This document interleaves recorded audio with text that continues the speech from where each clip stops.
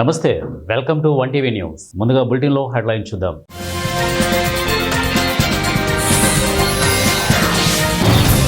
నూతన శిఖరాలకు భారత్, అమెరికా భాగస్వామ్యం, అమెరికా ప్రకటన.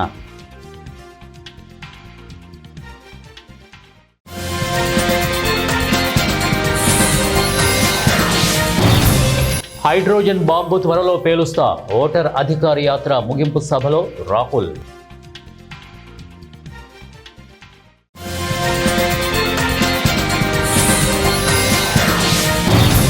మోసం చేయగలిగే వాడే గొప్ప నేత, కేంద్ర మంత్రి నితిన్ గడ్కరీ సంచలన వ్యాఖ్యలు.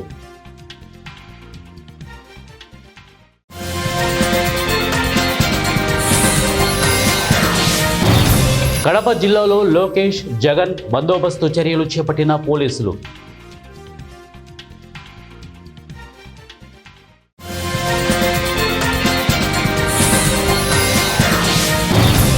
కవిత కామెంట్స్తో బీఆర్ఎస్లో అలజడి, కేసీఆర్ ఇంటికి క్యూ కట్టిన నేతలు.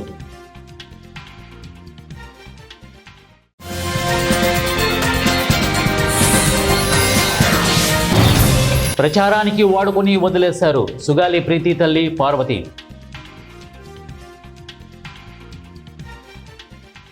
బులెటిన్లో డీటెయిల్స్ చూద్దాం.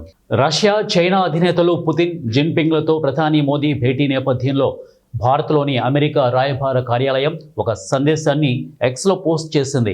భారత్, అమెరికాల మధ్య భాగస్వామ్యం నూతన శిఖరాలకు చేరుకుంటుందని వెల్లడించింది. ఇరు దేశాల మధ్య చక్కటి స్నేహ సంబంధాలు ఉన్నాయని, 21వ శతాబ్దంలో ఇది నిర్ణయాత్మక బంధమని ఉద్ఘాటించింది. ప్రజలు, ప్రగతి అనే అంశాలు మనల్ని ముందుకు నడిపిస్తున్నాయని స్పష్టం చేసింది. కీలక రంగాల్లో రెండు దేశాలు కలిసి పనిచేస్తున్నాయని పేర్కొంది. ఇరు దేశాల ప్రజల నడుమ ఉన్న ఎడతెగని స్నేహబంధం మన ప్రయాణానికి ఇంధనంగా పనిచేస్తోందని తేల్చి చెప్పింది. అమెరికా విదేశాంగ మంత్రి మార్కో రూబియో చేసిన వ్యాఖ్యను కూడా అమెరికా రాయబార కార్యాలయం తమ పోస్టుకు జత చేసింది. కాంగ్రెస్ పార్టీ అగ్రనేత ఎంపీ రాహుల్ గాంధీ సంచలన ప్రకటన చేశారు. దేశంలో జరుగుతున్న ఓట్ల చోరీపై ఇప్పటికే అణుబాంబు పేల్చానని, త్వరలో హైడ్రోజన్ బాంబు పేలుస్తామని పేర్కొన్నారు. ఓట్ల దొంగతనంపై మరిన్ని నిజాలు బయటపెట్టిన తర్వాత ప్రధాని నరేంద్ర మోదీ దేశ ప్రజలకు ముఖం చూపించలేని పరిస్థితి వస్తుందని ఆయన తలెత్తుకోలేరని చెప్పారు. సోమవారం బీహార్ రాజధాని పాట్నాలోని గాంధీ మైదాన్లో ఓటర్ అధికార యాత్ర ముగింపు సభలో రాహుల్ గాంధీ ప్రసంగించారు.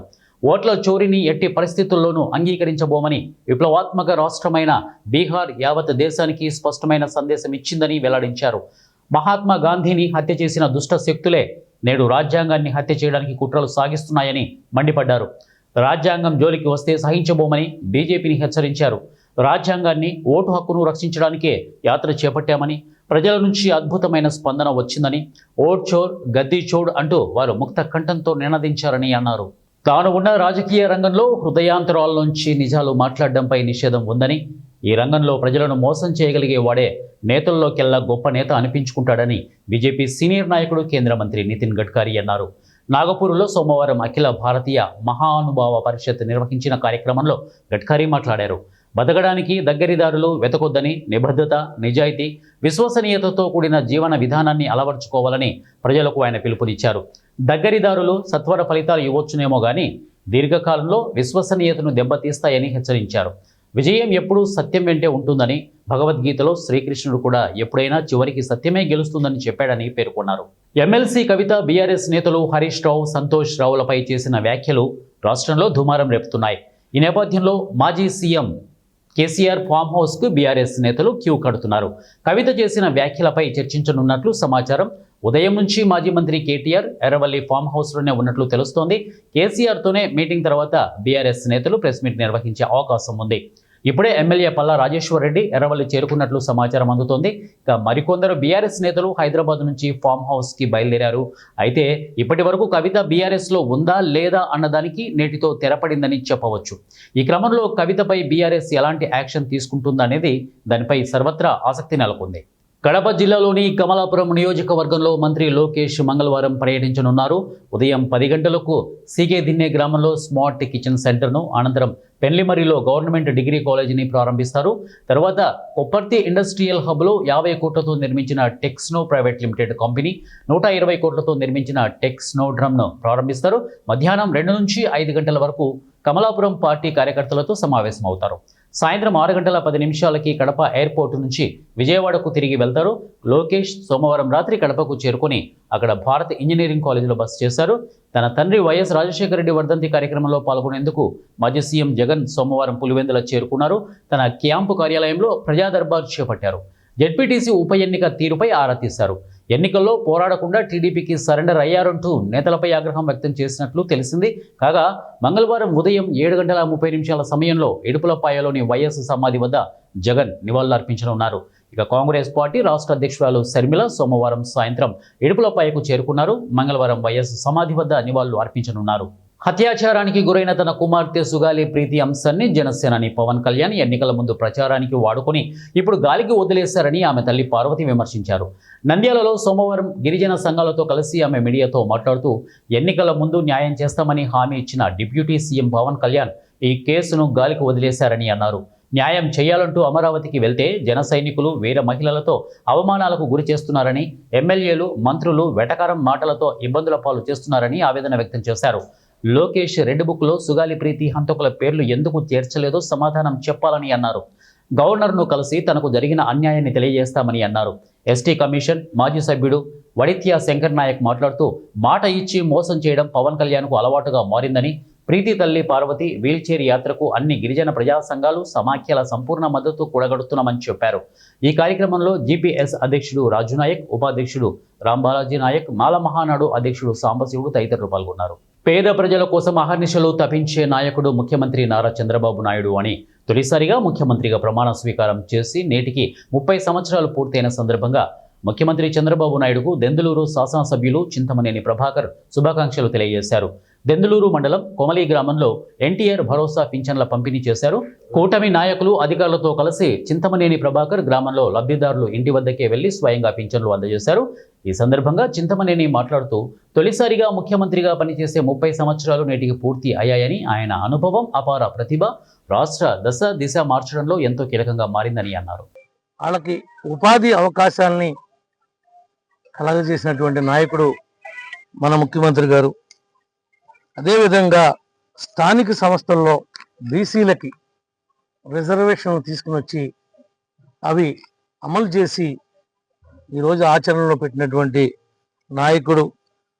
ముస్లిం మైనార్టీల కోసం భద్రత ఏర్పాటు చేసినటువంటి నాయకుడు.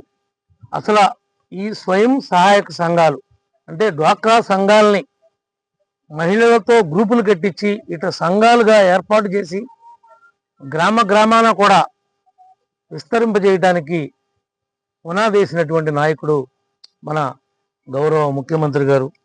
అదేవిధంగా విద్యుత్ సంస్కరణలు కావచ్చు, మరి విమానాశ్రయం ఈ రోజున హైదరాబాదులో అంతర్జాతీయ విమానాశ్రయం ఆ విధంగా ఉంది అంటే వాళ్ళ యొక్క జీడిపిలో 11% ఆదాయం విమానాశ్రయం ద్వారా వస్తుందంటే అలాంటి భవిష్యత్తుని ఆలోచించి చేసినటువంటి మన నాయకుడు చంద్రబాబు నాయుడు గారు.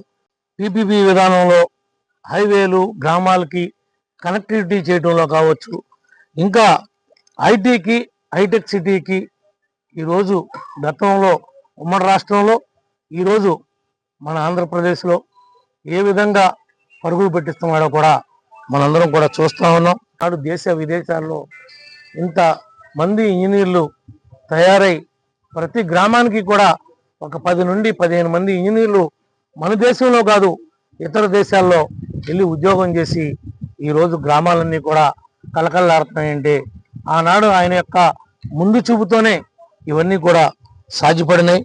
కొన్ని రాజకీయ కారణాలతో ఓడిపోతూ ఉంటాం, గెలుస్తూ ఉంటాం. ముఖ్యమంత్రులు వస్తూ ఉంటారు, పోతూ ఉంటారు. కానీ నేనే ఇవన్నీ చేశాను అని చెప్పుకోవడానికి మన గౌరవ ముఖ్యమంత్రి గారికి ఉన్నన్ని స్కీమ్స్ కానీ ఆయన చేసినటువంటి అభివృద్ధి కానీ మరి ఇంకెవరూ కూడా ఇంకెప్పటికీ కూడా ఆయన యొక్క రికార్డుని బద్దలుగొట్టలేదని చెప్పి కూడా ఈ సందర్భంగా తెలియజేస్తున్నాం. ఆనాడు 2020 కావచ్చు, రేపు రాబోయేటువంటి 2047 కావచ్చు, వీటన్నిటికీ కూడా రూపశిల్పి నాంది ప్రతి దానికి పునాదేసినటువంటి మన నాయకుడు గౌరవ నారా చంద్రబాబు నాయుడు గారు. ఈనాడు మన అప్లాండ్లో డ్రిప్ ఇరిగేషన్ కానీ స్ప్రింక్లర్లు కానీ ఈ రోజున ఇరిగేట్ చేస్తున్నారు అంటే మరి ఆ రోజు ఇజ్రాయెల్ పంపించి ఒక టీంని ఆ టెక్నాలజీ ద్వారా మన ఆంధ్రప్రదేశ్ రాష్ట్రంలో మొట్టమొదటిసారి సబ్సిడీ మీద మరి పరికరాలు ఇచ్చినటువంటి నాయకుడు మన నాయకుడు. అదేవిధంగా యాంత్రీకరణ, వ్యవసాయానికి మరి యాంత్రీకరణ లేనిదే ఈనాడు లేబర్ షార్టేజ్ ఉండటం వల్ల మరి దాన్ని సులభతరం చేసి యంత్రాలు ప్రతి దానిలోనూ కూడా 50% సబ్సిడీ ఇచ్చారు. కొన్ని ఏలూరు జిల్లా కలెక్టరేట్ గోదావరి సమావేశ మందిరంలో సోమవారం జిల్లా స్థాయి ప్రజా సమస్యల పరిష్కార వేదిక కార్యక్రమాన్ని జిల్లా స్థాయి అధికారులతో నిర్వహించారు. ఈ సందర్భంగా జిల్లా జాయింట్ కలెక్టర్ పి దాత్రిరెడ్డితో పాటు జిల్లా రెవెన్యూ అధికారి V Visweswararao, RDO M Achyuta Ambarish, SDC K Bhaskar, ZP CEO M Srihari, DRDA PD R Vijayaraju, SC corporation ED M Mukhandi, survey సహాయ సంచాలకులు అన్సారీ, నగరపాలక కార్పొరేషన్ కమిషనర్ ఏ భాను ప్రతాప్లు అర్జీలను స్వీకరించారు. ఈ సందర్భంగా జిల్లా జాయింట్ కలెక్టర్ పి ధాత్రిరెడ్డి మాట్లాడుతూ ప్రజా సమస్యల పరిష్కారంపై అధికారులు ప్రత్యేక పర్యవేక్షణ చేసి నాణ్యమైన పరిష్కారం చూపాలని అన్నారు. అధికారులు వారి వారి శాఖలకు సంబంధించిన అర్జీలను క్షుణ్ణంగా పరిశీలించి తమ సిబ్బందితో నిర్ణీత గడువులోగా పరిష్కార చర్యలు తీసుకోవాలని వారు కోరారు.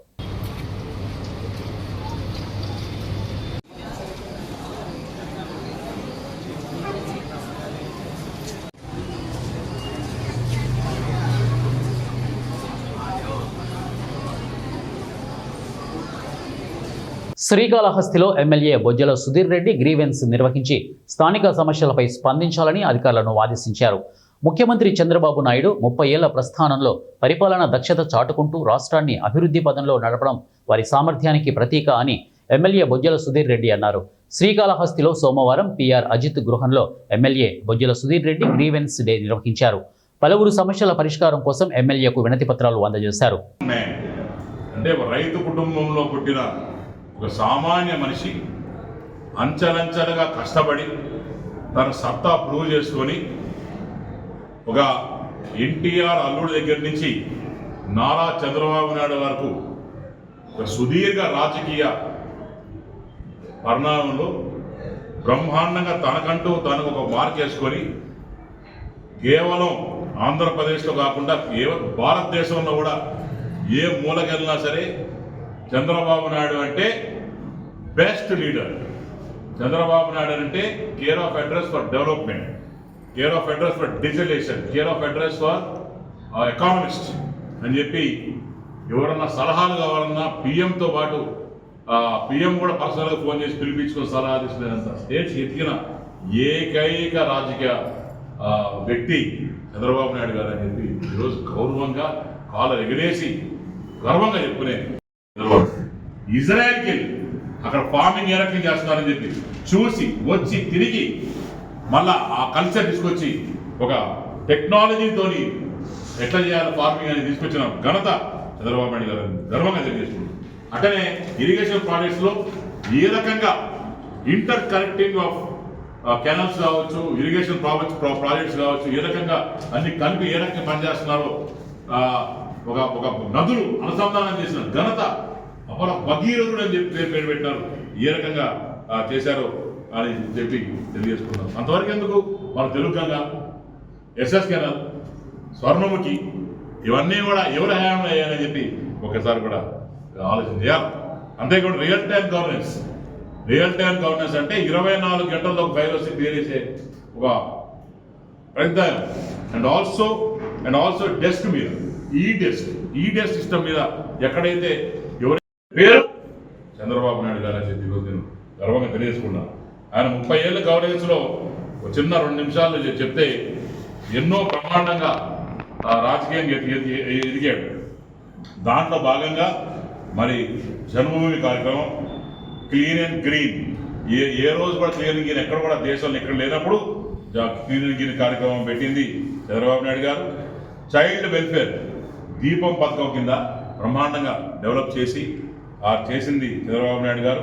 అంటే బీసీ కమ్యూనిటీస్ ఏవైతే ఉన్నాయో వాళ్ళ బలహీన వర్గాలు ముందంజ ఉండాలని చెప్పి అటు చూస్తే మైనారిటీస్ కావచ్చు, ఎస్సీ ఎస్టీస్ కావచ్చు, అవన్నిటికి కూడా ప్రాధాన్యం ఇచ్చి ముందుకు తీసుకుపోయి ఎడ్యుకేషన్ పరంగా కావచ్చు, జాబ్ పరంగా కావచ్చు, అటనే నేషనల్ అండ్ ఇంటర్నేషనల్ లెవెల్లో వాళ్ళకి ఎడ్యుకేషన్ ఇచ్చే దాంట్లో కావచ్చు, గ్రీన్ ఎనర్జీ కావచ్చు, లేదా వాటర్ ఎనర్జీ కావచ్చు, బయోమాస్ కావచ్చు, రకరకాల సెక్టర్లో బ్రహ్మాండంగా ముందు తీసుకుపోయిన వ్యక్తి చంద్రబాబు నాయుడు గారు గర్వంగా చెప్తున్నాం. అంతేకాకుండా ప్రైవేషన్ ఆఫ్ ఎయిర్పోర్ట్స్ కంట్రీలో 4 ఆ రోజు తెలంగాణలో ఉన్నప్పుడు సమైకాంధ్ర ఉన్నప్పుడు మరి జిఎంఆర్ ఎయిర్పోర్ట్, ఆ జిఎంఆర్ ఎయిర్పోర్ట్ గత ప్రభుత్వ హయాంలో వ్యవస్థలను సర్వనాశనం చేశారని తీవ్ర అసంతృప్తి వ్యక్తం చేసిన కళ్యాణదుర్గం ఎమ్మెల్యే అమిలినేని సురేంద్రబాబు ఇక కంబదూరు మండలంలో ఎన్టీఆర్ సామాజిక భద్రతా పింఛన్ కార్యక్రమంలో పాల్గొన్నారు. అనంతపురం జిల్లా కంబదూరు మండలంలోని కూరాకులపల్లి గ్రామంలో కళ్యాణదుర్గం ఎమ్మెల్యే సురేంద్రబాబు పర్యటించారు. ఎన్టీఆర్ సామాజిక భద్రతా పెన్షన్ల కార్యక్రమంలో పాల్గొన్న ఎమ్మెల్యేకు గ్రామస్తులు పూలహారాలతో ఘనస్వాగతం పలికారు. పెన్షన్ల పంపిణీ కార్యక్రమంలో ఇంటింటికి తిరుగుతూ పెన్షన్ల పంపిణీ చేశారు.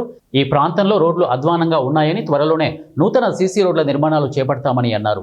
మారుమూల ప్రాంతమైన గ్రామానికి బస్సు సౌకర్యం కల్పిస్తామని అన్నారు. ఇల్లు లేని వారికి గృహ నిర్మాణ శాఖ మంత్రితో చర్చించి పక్కా గృహాలు ఏర్పాటు చేస్తామని అన్నారు. అభివృద్ధి జరగాలన్నా, సంక్షేమం జరగాలన్నా కూటమి సర్కారుతోనే సాధ్యమన్నారు. ఏదైతే రోడ్లు వేశారో 2010లో రోడ్లు వేశారో అప్పుడు కూడా, అంటే 2010 కన్నా ముందు 2009 కన్నా ముందు రోడ్లు వేశారో అవి కూడా పూర్తిగా పాడైపోయినాయి. ఈ గ్రామానికి కురాకులపల్లి గ్రామానికి రావాలంటే కూడా మన కమ్మదూరు నుంచి కూడా ఆర్టీసీ బస్సు కూడా సౌకర్యం లేదు. అలాంటి పరిస్థితుల్లో ఈ గ్రామస్తులు మన ప్రభుత్వం అన్ని సౌకర్యాలు కూడా కల్పిస్తుంది.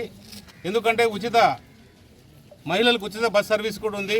ప్రతి ఒక్కరు కూడా చాలామంది చదువుకున్న విద్యార్థులు కూడా ఉన్నారు.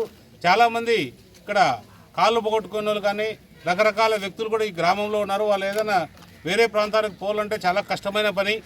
ఖచ్చితంగా నేను ఏదైతే ఉన్నాయో నా దృష్టికి తెచ్చారో అవన్నీ కూడా మన మంత్రి గారి దృష్టికి, అలాగే ఎవరైతే మన ఎండి గారు ఉన్నారో ద్వారకా తిరుమలరావు గారి దృష్టికి తీసుకెళ్ళి ఈ సమస్యలని పరిష్కరించేటట్టు చూస్తాం.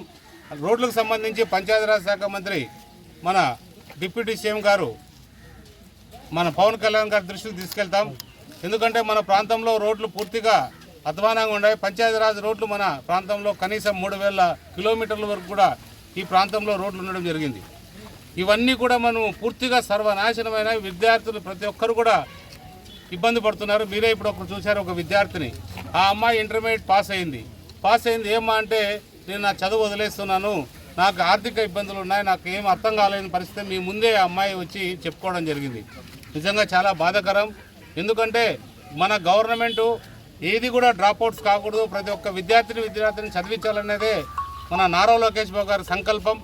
ఎందుకంటే ఈరోజు విద్యాశాఖ మంత్రిగా మన నారా లోకేష్ బాబు గారు ఎంత కృషి చేస్తున్నారో మనందరం కూడా చూస్తున్నాం. ఎక్కడ పోయినా కూడా ప్రతి రాష్ట్రంలో ఎక్కడైతే ఏం తగ్గాయో తెలియదు, కానీ మన కళ్యాణదుర్గం తాలూకాలో మాత్రం విద్యార్థులు బాగా అధికంగా చేరుతున్నారు. ముందు సంవత్సరం కన్నా ఈ సంవత్సరం అధికంగా ఉంటున్నారు. దానికి ఒకటే నమ్మకం, లోకేష్ బాబు గారు స్ఫూర్తే వాళ్ళందరికీ విద్యార్థులు చదువుకుంటాం, ఖచ్చితంగా మా కష్టాలన్నీ తీరుస్తారు. ఏదైతే ఉందో మనకి తల్లికి వందనం ఏదైతే ఉందో దానికి సంబంధించి ఎన్టీఆర్ జిల్లా తిరువూరు రైతు బజారులో ముఖ్యమంత్రిగా నారా చంద్రబాబు నాయుడు 30 సంవత్సరాలు పూర్తి అవుతున్న సందర్భంగా దుకాణదారులు ఆధ్వర్యంలో భారీ కేక్ కటింగ్ నిర్వహించారు.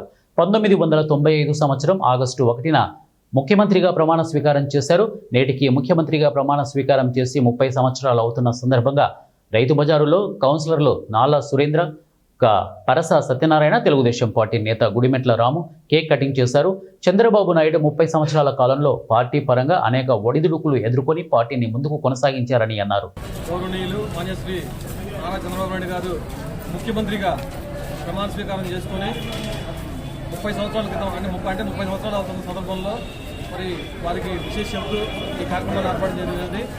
మన ముఖ్యమంత్రి వర్యులు ఏ విధంగా రాష్ట్రాన్ని అభివృద్ధి పథంలో నడిపిస్తున్నారు, అదేవిధంగా నిత్యం అభివృద్ధి ధ్యేయంగా పనిచేస్తున్నటువంటి ముఖ్యమంత్రి నారా చంద్రబాబు నాయుడు గారు, అంతేకాదు దేశంలోనే అనేక విప్లవాత్మకమైన మార్పులు వచ్చినాయంటే కనుక ఆర్థిక సంస్థలు చేపట్టిన ముఖ్యమంత్రి ఎవరు ఉన్నారంటే కనుక మన ముఖ్యమంత్రి చంద్రబాబు నాయుడు గారు చెప్పక తప్పదు. మరి అటువంటి వారు ఇంకా ఆయురారోగ్యాలతో ఇంకా ఎంతో కాలం ముఖ్యమంత్రిగా చేయాలని చెప్పి మనస్ఫూర్తిగా కోరుకుంటూ ఇవాళ ఈ కార్యక్రమాన్ని ఏర్పాటు చేయడం. ఖరీఫ్ సీజన్ ప్రారంభమైన నాటి నుంచి రైతులు ఎదుర్కొంటున్న సమస్యలు అన్నీ ఇన్ని కావని, రైతుల కళ్ళలో కన్నీరు తప్ప మిగిలిందేమీ లేదని భారత కమ్యూనిస్టు పార్టీ జిల్లా కార్యదర్శి దండి సురేష్ ఆవేదన వ్యక్తం చేశారు. గత నెల రోజులుగా కురుస్తున్న భారీ వర్షాల వల్ల నీట మునిగి నాశనమైన కొనిజర్ల మండలంలోని తనికెళ్ల గ్రామంలోని పంట పొలాల్లో దిగి నీట మునిగిన వరి పంటను పరిశీలించారు. ఖరీఫ్ సీజన్ ప్రారంభం నుండి రైతులు అనేక సమస్యలను ఎదుర్కొన్నారని తెలిపారు. జూన్ నెలలో ఖరీఫ్ సీజన్ ప్రారంభం కాగా కొంచెం ముందు వెనకగా రైతులు పత్తి పెసర పంటలు వేయగా తీవ్రమైన ఎండల వల్ల పంటలు దెబ్బతిన్నాయని అన్నారు. అకాల వర్షాలతో నష్టపోయిన వరి పంట రైతులకి నష్టపరిహారం వెంటనే, అకాల వర్షాలతో నష్టపోయిన రైతులకి నష్టపరిహారం వెంటనే. బీసీ రిజర్వేషన్ బిల్లు అసెంబ్లీలో ఆమోదించినందువల్ల ఖమ్మం జిల్లా కాంగ్రెస్ కార్యాలయం సంజీవ్ రెడ్డి భవన్లో సంబరాలు నిర్వహించారు. ఈ సందర్భంగా జిల్లా కాంగ్రెస్ కమిటీ అధ్యక్షులు పువ్వాల దుర్గాప్రసాద్, జిల్లా ఓబీసీ సెల్ అధ్యక్షులు పుచ్చకాయల వీరభద్రంల ఆధ్వర్యంలో mayor Punukollu Neeraja, deputy mayor Fatima, Johar Mukhtar, నగర Congress committee working president Naganla Deepak Chowdary, శాసన మండలి మాజీ సభ్యులు పోట్ల నాగేశ్వరరావు, రాష్ట్ర గిడ్డంగుల సంస్థ చైర్మన్ రాయల నాగేశ్వరరావు, శాసనసభ మాజీ సభ్యులు కొండబాల కోటేశ్వరరావు పాల్గొన్నారు.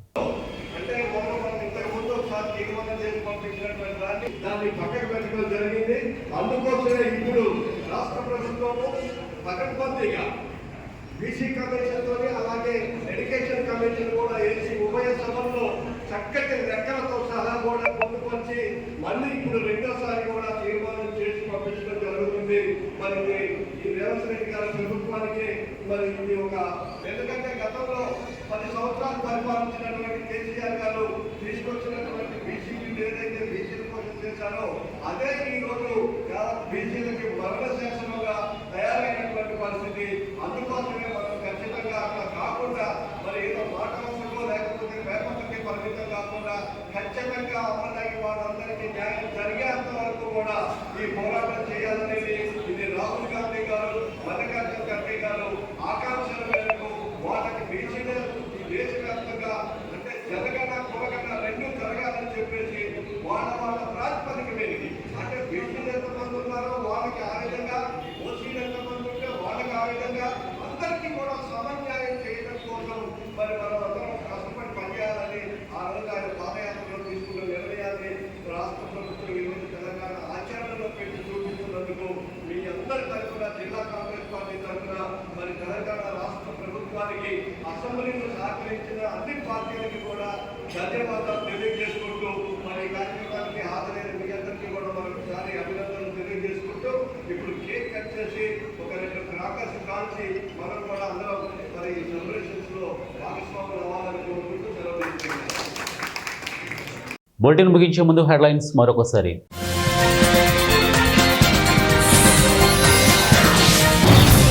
నూతన శిఖరాలకు భారత్, అమెరికా భాగస్వామ్యం, అమెరికా ప్రకటన.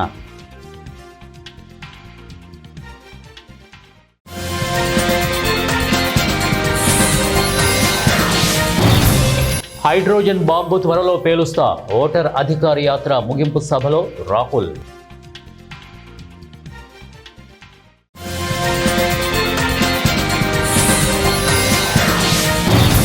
మోసం చేయగలిగే వాడే గొప్ప నేత, కేంద్ర మంత్రి నితిన్ గడ్కరీ సంచలన వ్యాఖ్యలు.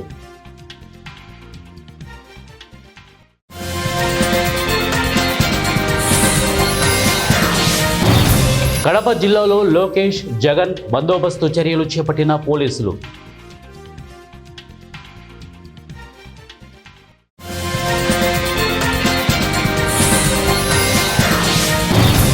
కవిత కామెంట్స్తో బీఆర్ఎస్లో అలజడి, కేసీఆర్ ఇంటికి క్యూ కట్టిన నేతలు.